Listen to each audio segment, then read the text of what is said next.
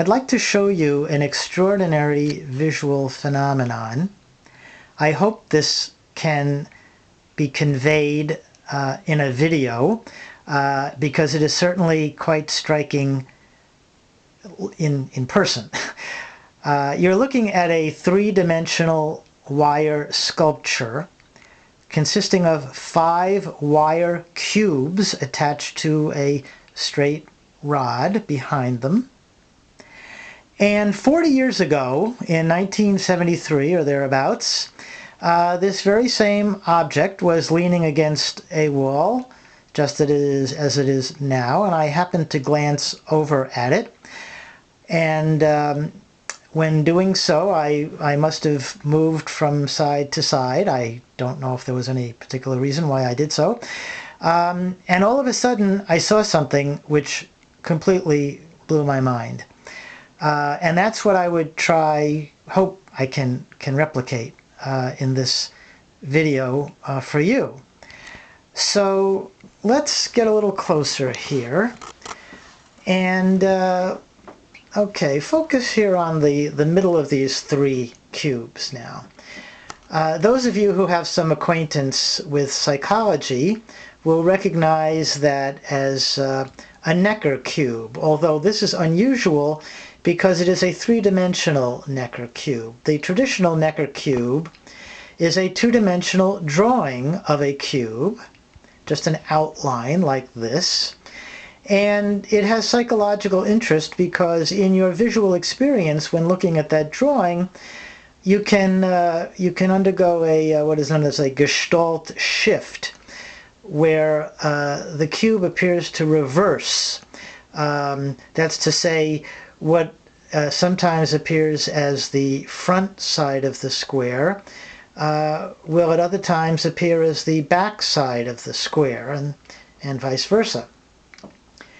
Well, what is really interesting here is that we have an actual 3-dimensional cube where you can have the same kind of experience of reversal. In fact, this may be happening spontaneously for you right now. You might not even be able to tell what is the actual physical orientation of this real 3-dimensional cube. So let me just tell you that. Well, because this cube is on a side relative to the camera here, the square sides will appear as diamonds to you. So the big diamond on the left of that middle cube is in fact the one, as it were, behind. It's further from the camera lens, and it is also attached on its right side to the rod behind. Meanwhile, the big diamond to the right is, in fact, closer to the camera lens. But in your visual experience, you can reverse that so that the diamond on the left appears to be the side of the cube that's in front, and the diamond on the right appears to be in back. You got that? So do that in your vision by whatever mysterious mechanism we're able to freely control our visual experience. And hold that in your vision, all right, so that the diamond on the left is the one in front, all right? And then I'm going to move the camera side to side, and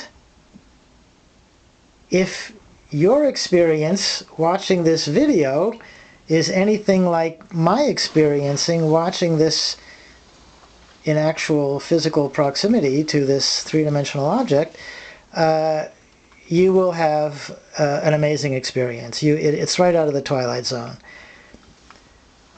Now, I'm not telling you right away what that experience is because I don't want to bias your vision. My name is Joel Marks, by the way. I'm a philosopher by trade. Although when I first saw this, I was a perception psychologist. And that's why it first caught my fancy. But I must say, the experience here may have helped turn me into a philosopher. I'll discuss that briefly at the end.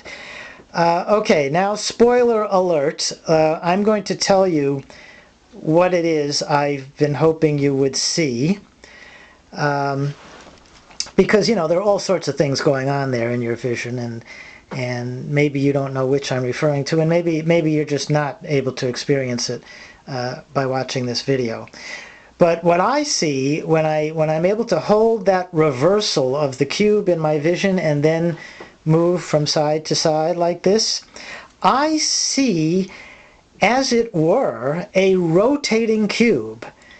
That's to say, it appears to me that there's a three-dimensional physical cube turning on the rod, and I must say also that it appears to me to be turning behind the rod, so that the rod is in front of the cube when I'm experiencing this effect, whereas in actual physical reality, the cube is in front of the rod, closer to the camera lens and closer to my eyes right now.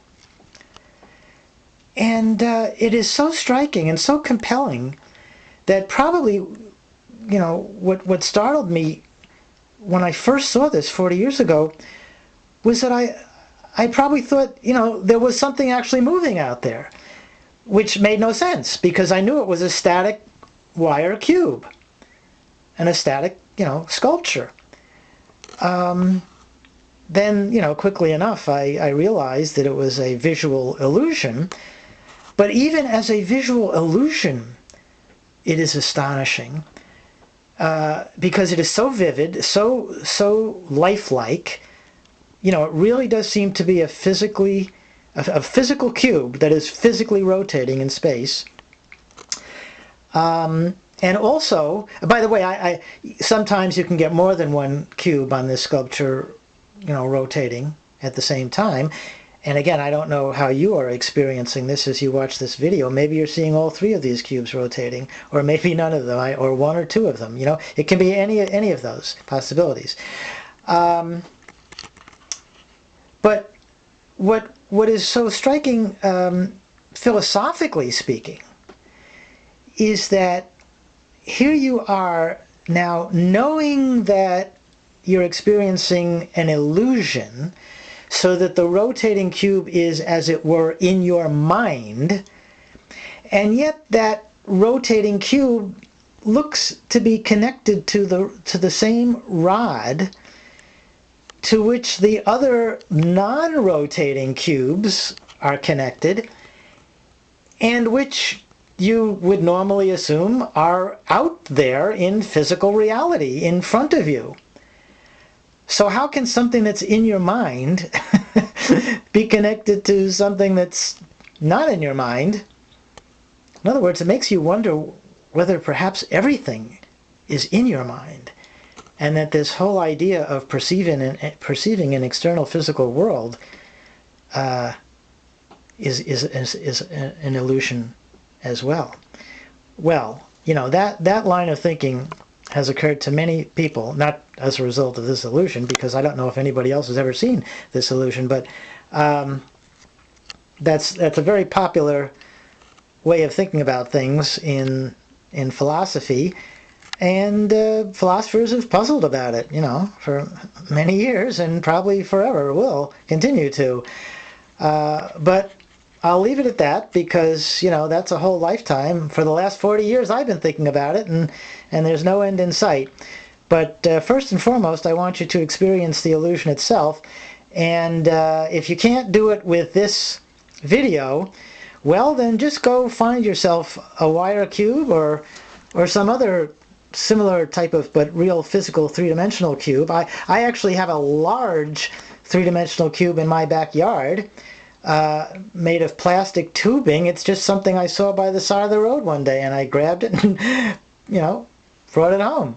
And I can easily perform the reversal with that very large cube. You know, it's like 3 feet tall. Anytime I want to. And another time I saw a gigantic cube being suspended from a crane at a construction site. You know, it must have been some part of a structure that was being built. And sure enough, I was able to reverse that like the three-dimensional necrocube it is, and make it rotate in my visual experience. So you ought to be able to duplicate this for yourself, and then your life of philosophy will begin.